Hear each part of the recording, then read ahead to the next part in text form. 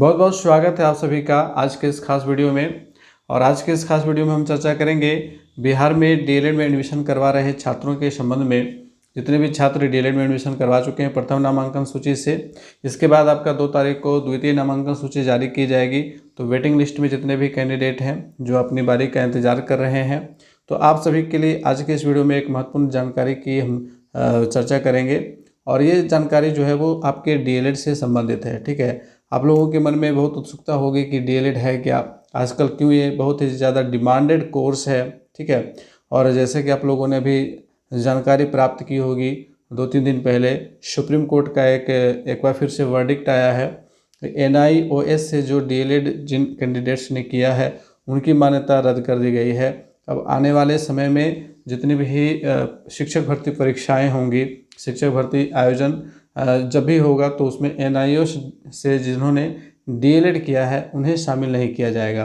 तो ऐसी स्थिति में जितने भी रेगुलर कैंडिडेट्स हैं उनके लिए एक कह सकते हैं कि अपॉर्चुनिटी ज़्यादा हो जाएगी। ठीक है, तो एक बड़ा हिस्सा जो है वो आपके कंपटीशन से बाहर हो जाएगा। तो आप अगर रेगुलर मोड में डीएलएड कर रहे हैं तो आपके लिए जो है चांसेस बढ़ जाते हैं, और चांसेस बढ़ने के साथ साथ आपके पास एक अपॉर्चुनिटी बढ़ जाती है। ठीक है, तो आज के इस वीडियो में हमारा ये फोकस रहेगा कि डीएलएड होता क्या है, डीएलएड के संबंध में पूरी जानकारी प्राप्त करेंगे, और डीएलएड का सिलेबस क्या रहता है, डीएलएड में पढ़ना क्या होता है। अब ऐसा है कि बहुत सारे कैंडिडेट आर्ट्स स्ट्रीम से एडमिशन करवाए हैं, बहुत सारे स्टूडेंट्स जो है वो साइंस स्ट्रीम से अपना एडमिशन करवाए हुए हैं। ठीक है, कुछ कॉमर्स वाले भी कैंडिडेट होंगे, लेकिन अब डीएलएड में पढ़ना क्या पड़ेगा। ठीक है, तो डीएलएड में सिलेबस क्या सबके लिए अलग अलग होगा या एक ही होगा, इन तमाम जानकारियों को आज के इस वीडियो में प्राप्त करेंगे। तो आइए शुरुआत करते हैं आज के इस वीडियो को, और कुछ प्रमुख बिंदुओं पे हम चर्चा करेंगे। तो जो सबसे पहला हमारा पॉइंट होगा कि डीएलएड है क्या। ठीक है, तो देखिए डीएलएड जो होता है डी फॉर डिप्लोमा, यह एक डिप्लोमा कोर्स होता है। ठीक है, जिसका ड्यूरेशन 2 साल है, और ये ELL से एलिमेंट्री होता है। ठीक है, एलिमेंट्री का मतलब क्या होता है, एलिमेंट्री का मतलब प्रारंभिक, और ED से आपका एजुकेशन होता है। ठीक है, एजुकेशन यानी कि डिप्लोमा इन एलिमेंट्री एजुकेशन, ये डीएलएड का आपका फुल फॉर्म है। ठीक है, और इसका मतलब क्या हो गया कि जो प्रारंभिक शिक्षा है, प्रारंभिक शिक्षा का मतलब क्या होता है, प्रारंभिक शब्द का जो मतलब है ये है कक्षा 1 से लेकर के कक्षा 8 तक के बच्चों को पढ़ाने वाले जो शिक्षक होते हैं उन्हें प्रारंभिक शिक्षक कहते हैं। तो 1 से लेकर के 8 तक प्रारंभिक कक्षाएं कहलाती हैं। तो उन कक्षाओं में शिक्षक बनने के लिए जो आपका प्रशिक्षण कार्यक्रम है वो डिप्लोमा इन एलिमेंट्री एजुकेशन के नाम से जाना जाता है, जिसे हम लोग शॉर्ट में डीएलएड कहते हैं। ठीक है, तो ये डीएलएड जो है यह एक शिक्षक प्रशिक्षण कोर्स है। ठीक है, यह क्या है, तो शिक्षक प्रशिक्षण कोर्स है, और इसमें आपको पढ़ाया किया जाएगा, उसके बारे में भी चर्चा करेंगे। तो शिक्षण प्रशिक्षण कोर्स या कार्यक्रम कह सकते हो आप। ठीक है, और ये इसका जो सिलेबस है वो सभी के लिए एक जैसा है, चाहे आप साइंस के कैंडिडेट हों, ठीक है, या फिर आपने आर्ट्स स्ट्रीम से अपना एडमिशन करवाया डीएलएड में, उससे कोई फ़र्क नहीं पड़ता है। ठीक है, साइंस वालों के लिए भी सेम सिलेबस रहता है, आर्ट्स वालों के लिए भी सेम सिलेबस रहता है डीएलएड का। ठीक है, चूँकि डीएलएड अपने आप में एक अलग कोर्स है, यह शिक्षक बनने के लिए, ठीक है, विद्यार्थियों को जो भी इंटरमीडिएट किए हुए हैं, डीएलएड में एडमिशन कर रहे हैं, ले रहे हैं अपना, तो उन्हें अब एक शिक्षक के रूप में तैयार करने का एक पाठ्यक्रम है, एक पूरा सिलेबस है, एक पाठचर्या है। तो इसका जो सिलेबस है वो अपने आप में अलग है। तो ये फ़र्क नहीं पड़ता है कि आप साइंस से आ रहे हैं या फिर आप आर्ट्स से आ रहे हैं, इससे कोई मतलब नहीं है। ठीक है, इसका अपना एक अलग सिलेबस है। और इसका सिलेबस क्या है, तो इसके सिलेबस के ऊपर हम लोग थोड़ा सा देख लेते हैं। और एक बात मैं आप लोगों को यहाँ पे बता देना चाहूँगा कि डीएलएड से संबंधित जितने भी बुक्स हैं आपके फर्स्ट ईयर के लिए और सेकेंड ईयर के लिए, देखिए इसका कोड चलता है। फर्स्ट ईयर के लिए F से सारे बुक्स के कोडिंग होते हैं, ठीक है। आपको फर्स्ट ईयर में F1 से लेकर के F12 तक टोटल 12 किताबों को पढ़ना है, ठीक है। वहीं सेकेंड ईयर में आपको S1 से लेकर के S9 तक पढ़ना है, यानी कि 9 किताबों को पढ़ना है।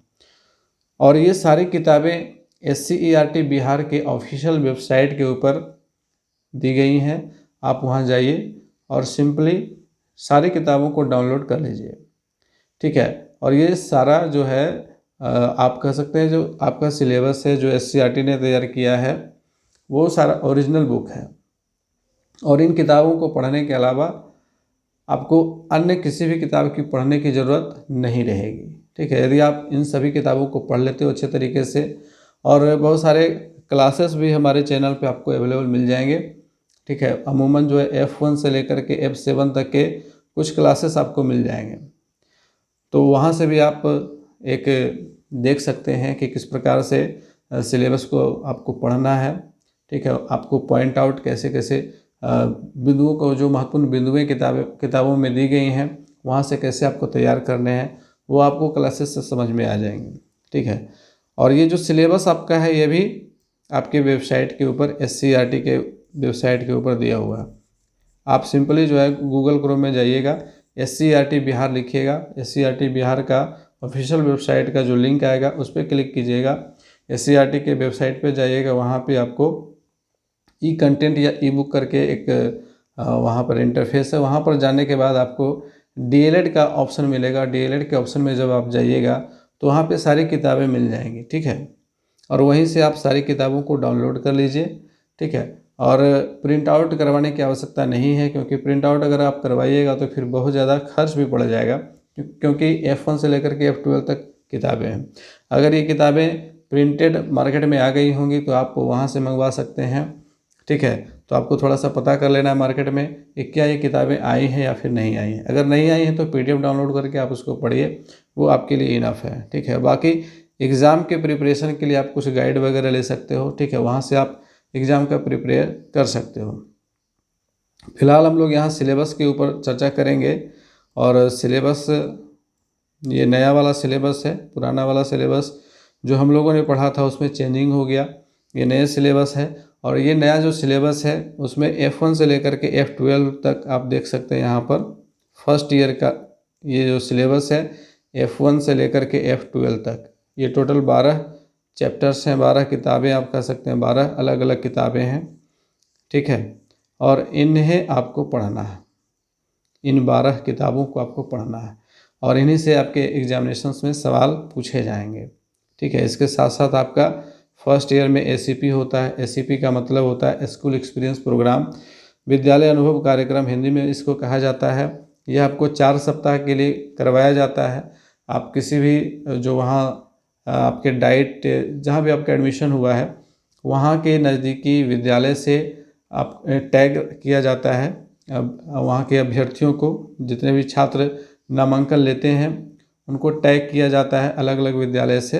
अमूमन एक विद्यालय में 6 या 7 विद्यार्थियों का समूह जाता है और विद्यालय अनुभव कार्यक्रम में पार्टिसिपेट करता है। वहाँ बहुत सारी चीज़ों को करना पड़ता है, ठीक है, जैसे कक्षा अवलोकन का कार्य करना पड़ता है। तो ACP का भी अलग सिलेबस है, उसका भी अलग क्राइटेरिया है, बहुत सारी चीज़ों को करना पड़ता है, डायरी वगैरह लिखनी पड़ती है, ठीक है। तो वो सारा डिस्कस करेंगे। ये अगर आप इस सिलेबस वाले बुक को पूरी तरह से पढ़ लेते हो तो आपको एक एक चीज़ समझ में आ जाएगी कि आपको क्या क्या पढ़ना है, क्या क्या करना है, ठीक है। इसमें सारा डिटेल्स दिया हुआ है, उसके ऊपर भी हम लोग चर्चा कर लेंगे अभी शॉर्ट में। तो ये जो 4 सप्ताह का है, यानी कि मान के चलिए कि 1 महीने के लिए आपको किसी नज़दीकी सरकारी विद्यालय में भेजा जाएगा। वहाँ पे जाकर के आपको वहाँ का एक्सपीरियंस लेना है, विद्यालय का अनुभव लेना है, ठीक है।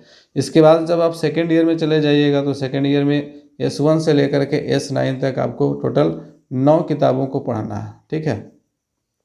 और इन 9 किताबों में S9 का जो क्राइटेरिया है वो उच्च प्राथमिक स्तर कक्षा 6 से 8 के लिए किसी एक विषय का शिक्षण शास्त्र चूज करने के लिए कहा जाता है, ठीक है।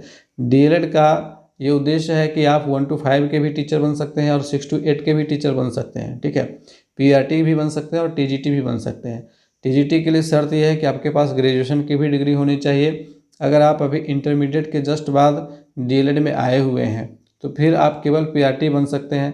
DLED जब आपका कंप्लीट हो जाएगा उसके बाद आप ग्रेजुएशन कीजिएगा, ठीक है। और ग्रेजुएशन कर लेने के बाद फिर आप CTET के पेपर सेकंड में बैठिएगा और सेकंड पेपर क्लियर करने के बाद आप फिर एलिजिबल हो जाइएगा 6 to 8 के टीचर्स के लिए, ठीक है। फिर वहाँ जब वैकेंसी आएगी तो उसमें अप्लाई करने के बाद उस एग्ज़ाम को क्लियर करना होगा और उसके बाद आप टीचर बन पाइएगा। जैसा कि ये सारी जो प्रक्रिया है उसके बारे में अब सब लोग जानते हैं। तो S9 वाला जो टॉपिक है उसमें कक्षा 6 से 8 के लिए यानी कि अपर प्राइमरी के लिए जो आपका पसंदीदा विषय है जिसमें आप पढ़ाना चाहते हैं वो आप यहाँ से चुन सकते हैं। अपने सब्जेक्ट के अकॉर्डिंग भी चुन सकते हैं।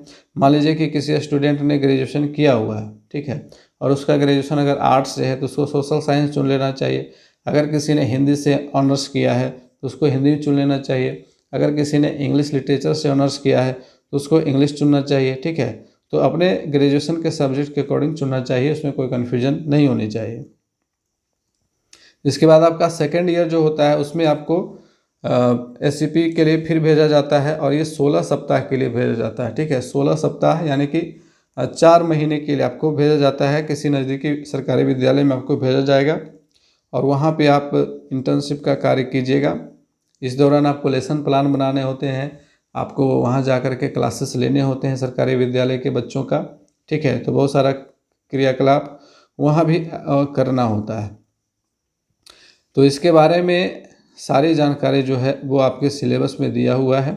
मैं इस सिलेबस को अपने व्हाट्सएप ग्रुप और टेलीग्राम चैनल पे भी डाल दे रहा हूँ, वहाँ से आप लोग डाउनलोड कर लीजिएगा और सारा कुछ देख लीजिएगा। वैसे मैंने बता दिया कि ऑफिशियल वेबसाइट के ऊपर जब आप जाइएगा तो सारी चीज़ें मिल जाएगी, आपको कहीं भी इधर उधर जाने की ज़रूरत नहीं है, ठीक है।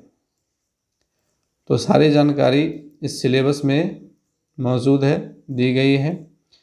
और यहाँ पर देखिए एक बार फिर से पाठचर्या की जो रूपरेखा है, F1 का जो बुक का नाम है समाज शिक्षा और पाठचर्या की समझ, और इसके लिए 4 क्रेडिट हैं। इसके लिए जो मूल्यांकन का सिस्टम है वो 70 नंबर आपका बाह्य यानी कि एक्सटर्नल एग्जामिनेशन के थ्रू होगा और 30 मार्क्स जो हैं वो आपके असाइनमेंट के ऊपर आधारित होंगे। आपको हर एक सब्जेक्ट का असाइनमेंट बनाना होता है और असाइनमेंट जब आप सबमिट कीजिएगा तो 30 में से आपके 28, 26, 27 इस तरह से मार्क्स कॉलेज के द्वारा दिए जाएंगे, ठीक है। ये आपका इंटरनल मार्किंग होता है। और जब आपका एक्सटर्नल एग्जामिनेशन होगा वो आपके ज़िला मुख्यालय के किसी अन्य केंद्र पर हो सकता है, ठीक है। सेकेंड ईयर में आपका पटना जा सकता है सेंटर। तो इस तरह से जहाँ भी एग्जामिनेशन सेंटर जाए वहाँ आपका जो है 70 नंबर का पेपर आएगा और उसमें आपको लिखना होगा और आप जिस तरह से लिखेंगे उसी के ऊपर आपकी मार्किंग होगी और आपके मार्क्स दिए जाएंगे, ठीक है। तो 70, 30 यानी कि 100 नंबर का ये पेपर है F1। उसी तरह से F2 100 नंबर का, 100 नंबर का, 100 नंबर का। देखिए ये 4 लगातार 100 नंबर के हैं। इसके बाद फिर 50 नंबर का यहाँ से शुरू हो जाता है, F5 से लेकर के आपका ये F10 तक 50-50 नंबर का है। इसमें 35 नंबर का एक्सटर्नल एग्जामिनेशन होता है और 15 नंबर का इंटरनल एग्जामिनेशन होता है। इंटरनल एग्जामिनेशन नहीं होता है बल्कि वो आपके असाइनमेंट के ऊपर जो है मार्क्स दिए जाते हैं, ठीक है। इसके बाद देखिए यहाँ पर कला समेकित शिक्षा है, इसमें आपका प्रैक्टिकल ज़्यादा होता है, ठीक है। फिर शिक्षा में सूचना एवं संचार तकनीकी, इसमें भी प्रैक्टिकल ज़्यादा होता है। तो ये भी 100 नंबर के हैं। और इसके बाद जो F12 है ये पूरी तरह से प्रैक्टिकल है। शिक्षा में सूचना एवं F12 पूरी तरह से प्रैक्टिकल नहीं है, 40 और 60 का रेशियो है। ACP जो है आपका, इसमें आपके 100 मार्क्स मिलते हैं फर्स्ट ईयर में। तो इस तरह से कुल मिलाकर के आपके 1000 मार्क्स हो जाते हैं, ठीक है। तो 1000 मार्क्स आपके फर्स्ट ईयर में और 1000 मार्क्स सेकेंड ईयर में, टोटल आपके 2000 मार्क्स होते हैं। और इसी में आपको एग्रीगेट जितना आप कीजिएगा उसी के ऊपर आपका परसेंटेज निकाला जाएगा, ठीक है। तो सेकेंड ईयर का जो मूल्यांकन का फॉर्मूला है वहाँ आप देख लीजिए। S1 के लिए 100 मार्क्स हैं, S2 के लिए 100, इसमें S3 जो है वो पूरी तरह से प्रैक्टिकल है, इंटरनल मार्किंग ही होती है, इसका एक्सटर्नल एग्जामिनेशन नहीं होता है। तो मान करके चलिए कि एक यहाँ पर S3 जो है वो आपका माइनस हो जाता है, ठीक है। S1 से लेकर के S9 तक टोटल 8 पेपर आपके होते हैं एग्जामिनेशन में सेकेंड ईयर में, ठीक है। तो इस तरह से मार्किंग का क्राइटेरिया है। और सेकेंड ईयर की जो ACP होती है वो टोटल 400 नंबर की होती है, जिसमें आपके 300 नंबर स्कूल एक्सपीरियंस के दौरान जो आप गतिविधियां करते हैं, जो भी आप क्रियाकलाप करते हैं, जैसे कि लेसन प्लान बनाना, क्लासेस लेना, ठीक है, तो उनके ऊपर आपके मार्किंग होते हैं। और 100 नंबर का वाइवा होता है आपका, ठीक है। 100 नंबर का इंटरव्यू टाइप का होगा, पैनल बना हुआ रहेगा, वहाँ पर जाइएगा, वहाँ आपसे सवाल पूछे जाएंगे और उसके ऊपर आपकी मार्किंग होगी। तो इस तरह से 400 नंबर आपका सेकेंड ईयर से होता है। तो टोटल आपका हो जाता है दोनों वर्ष मिला करके 2000 नंबरों का, ठीक है। तो इस तरह से ये आपका हो गया सिलेबस। अब इसमें आप लोग को एक लग रहा होगा कि क्रेडिट क्या होता है, ठीक है। तो क्रेडिट 4 क्रेडिट, ये क्रेडिट होता क्या है? तो देखिए, एक क्रेडिट जो है वो 30 घंटे स्टडी के बराबर होता है, ठीक है, ठीक है। 30 आवर्स स्टडी, यानी कि कहने का मतलब है कि ये जो F1 का बुक है, इसको पढ़ने के लिए आपको कम से कम 120 घंटे चाहिए, ठीक है। तो 120 घंटे चाहिए, तो 120 घंटे के अकॉर्डिंग कॉलेज में रूटीन बनाई जाती है। क्योंकि कॉलेज में फैकल्टीज़ हैं, उन फैकल्टीज़ का अपना अपना सब्जेक्ट होता है, ठीक है। कोई F1 पढ़ा रहे हैं, कोई F2 पढ़ा रहे हैं, तो जो रूटीन बनाई जाती है वो इसी क्रेडिट के अकॉर्डिंग बनाई जाती है कि 120 घंटे आपके कितने दिनों में पूरे हो जाते हैं, ठीक है। तो जितने दिनों में पूरे हो जाएंगे उसके अकॉर्डिंग से वहाँ का टाइम टेबल रहता है, उसका जो पीरियड होता है, उसका ड्यूरेशन रहता है, तय किया जाता है कि F1 का पीरियड 40 मिनट का रहेगा या फिर 1 घंटे का रहेगा। वो लेक्चरर तय करते हैं, जो भी फैकल्टीज़ होते हैं वो तय करते हैं, ठीक है। इसको आप सेल्फ स्टडी के रूप में भी ले सकते हो। सेल्फ स्टडी आप कीजिएगा तो कम से कम आपको 120 घंटे F1 पढ़ने में लगेंगे, ठीक है। F2 पढ़ने में भी आपको 120 घंटे लगेंगे। इस तरह से यहाँ पर क्राइटेरिया निर्धारित किया जाता है, ठीक है। F5 से लेकर के F10 तक को पढ़ने के लिए आपको 60 घंटे लगेंगे, मतलब आप तो पढ़ सकते हो 4 से 5 घंटे में भी पढ़ के ख़त्म कर सकते हो, लेकिन जो एग्जैक्ट पढ़ाई का तरीका होना चाहिए वो जोड़ करके बनाया जाता है, ठीक है। तो इस प्रकार से क्रेडिट वाला क्राइटेरिया हो जाता है। अब इसके बारे में पूरी जानकारी इस पुस्तक में दी गई है, सिलेबस वाले पुस्तक में, कि आपको F1 में क्या पढ़ना है, ठीक है। कौन कौन सा चैप्टर रहेगा, कौन कौन से इकाई रहेंगे, उस इकाई में जो जो इम्पोर्टेंट पॉइंट्स हैं वो क्या क्या होंगे, ये सारा कुछ दिया हुआ है। तो एक बार आप इस सिलेबस को पूरी तरह से पढ़िएगा, ठीक है। जैसे यहाँ पर देखिए, अध्ययन अवधि दिया हुआ है 80 घंटा, ठीक है। 80 घंटा यहाँ पर दे दिया, लेकिन यहाँ क्रेडिट जो है वो 4 क्रेडिट है। तो 4 क्रेडिट के अकॉर्डिंग जो है वो होना चाहिए था 120 घंटा। अब यहाँ 40 घंटा माइनस कर दिया है। तो हो सकता है कि इंटरनल का जो 30 नंबर है उसको हटा करके किया हो। खैर, जो भी हो, उससे विशेष कोई फ़र्क नहीं पड़ता है। आप चाहें तो इस पूरे किताब को 1 सप्ताह में भी पढ़ के ख़त्म कर सकते हैं, वो टोटल आपके ऊपर डिपेंड करता है, ठीक है। तो इससे ज़्यादा टेंशन नहीं लेना। क्रेडिट से ये नहीं समझिएगा कि आपके नंबर में कोई स्कोर क्रेडिट होने वाला है, ऐसा कुछ नहीं है, ठीक है। वो स्कोर आपके मार्किंग के ऊपर टोटल निर्भर करेगा। एक तो इंटरनल मार्किंग आपके असाइनमेंट के द्वारा, और दूसरा एक्सटर्नल आपके एग्जामिनेशन के थ्रू जो मार्किंग होगी, और तीसरा जो है वो ACP का मार्क्स आपका जुड़ता है, ठीक है। तो इन क्षेत्रों में आपको बेहतर प्रदर्शन करना होता है। और जब आप DLED कंप्लीट कर लेते हैं, ठीक है, तो DLED कंप्लीट करने के बाद आप, जैसा कि मैंने पहले भी बताया कि 1 to 5 और 6 to 8 दोनों ही क्राइटेरिया में टीचर बनने के लिए आप एलिजिबल हो जाते हैं। 1 to 5 के लिए आपका मिनिमम क्वालिफिकेशन इंटरमीडिएट है, और 6 to 8 के लिए आपका ग्रेजुएशन होना भी अनिवार्य है। तो जितने भी कैंडिडेट 6 to 8 में भी टीचर बनना चाहते हैं और चाहते हैं कि मेरा ग्रेजुएशन भी हो, तो वो ओपन यूनिवर्सिटी से ग्रेजुएशन में भी एडमिशन ले सकते हैं, ठीक है। UGC का गाइडलाइन है कि आप एक ही समय सीमा में 2 कोर्स कर सकते हो, बशर्ते कि उसमें से एक आपका रेगुलर मोड से होना चाहिए और दूसरा आपका ओपन यूनिवर्सिटी से होना चाहिए, तब आपका वैलिड होगा दोनों ही डिग्री। ठीक है, लेकिन अगर आप दोनों कोर्स रेगुलर मोड से कर लेते हो तब फिर आपकी डिग्री वैलिड नहीं होगी, क्योंकि रेगुलर मोड में एक ही कोर्स एक टाइम पर किया जा सकता है। रेगुलर और ओपन में अंतर क्या है? रेगुलर में आपको जो है फॉर्मल एजुकेशन होती है, वहाँ पे आपको खुद उपस्थित होना होता है, और ओपन जो है वो नॉन फॉर्मल है। ठीक है, नॉन फॉर्मल में सिलेबस लचीला होता है, आपको क्लासेस नहीं करने होते हैं, केवल आपको एग्जामिनेशन के दौरान वहाँ सशरीर उपस्थित होना होता है। ठीक है, तो एक रेगुलर और एक ओपन यूनिवर्सिटी से कोर्स किए जा सकते हैं। ओपन यूनिवर्सिटी में आपका सबसे प्रमुख इग्नू है, आप चाहें तो इग्नू से कोर्स कर सकते हैं या फिर नालंदा ओपन यूनिवर्सिटी से कर सकते हैं। इसके अलावा अगर किसी अन्य यूनिवर्सिटी से आप करते हैं तो पहले आप उसकी NCTE से मान्यता संबंधी लेटर को ज़रूर परख लीजिएगा, जांच लीजिएगा, तभी किसी अन्य यूनिवर्सिटी से कीजिएगा। बाकी ये दोनों जो है वो सर्वमान्य है। इग्नू तो विदेशों में भी मान्य है इग्नू की डिग्री, और नालंदा ओपन यूनिवर्सिटी की डिग्री पूरे भारत में मान्य है। ठीक है, बाकी अगर इसके अलावा भी किसी अन्य यूनिवर्सिटी से करते हैं तो उसके मान्यता के संबंध में UGC के वेबसाइट पर जाकर के, NCTE के वेबसाइट पर जाकर के आप चेक कर लीजिएगा।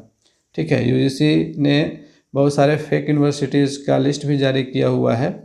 अब देखिए होता क्या है कि कई बार स्टूडेंट्स जो हैं अधिक मार्क्स लेने के चक्कर में क्या करते हैं कि किसी ऐसे यूनिवर्सिटी से डिग्री ले लेते हैं जो इनवैलिड होती है, जो फेक यूनिवर्सिटीज़ होती हैं, डीम्ड यूनिवर्सिटीज़ होती हैं। और जब आप ऐसा करते हैं और बाद में पता चलता है कि मेरी डिग्री तो वैलिड ही नहीं है, तो फिर आपका टाइम भी वेस्ट होता है और आपने जो पैसा उसमें इन्वेस्ट किया था वो भी वेस्ट हो जाता है। तो टाइम और मनी ये दोनों ही आपके बर्बाद हो जाते हैं।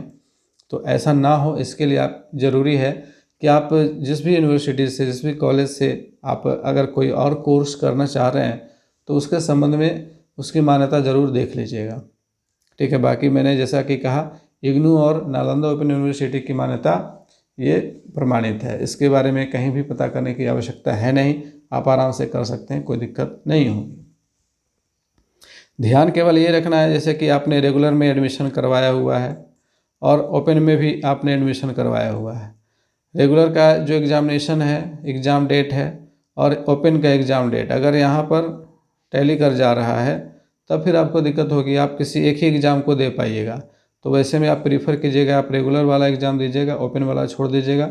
6 महीने के बाद इसमें दोबारा एग्जामिनेशन हो जाती है तो वहाँ आप दे दीजिएगा। ठीक है, तो ये सारी चीज़ें हैं, बहुत सारे सवालों का जवाब आप लोगों को आज के इस वीडियो में मिल गया होगा, और बहुत सारे सवाल अभी भी आप लोगों के मन में होंगे, क्योंकि जब भी कोई नया किसी नए क्षेत्र में जाता है तो उससे संबंधित बहुत सारी जानकारी उसको नहीं होती है।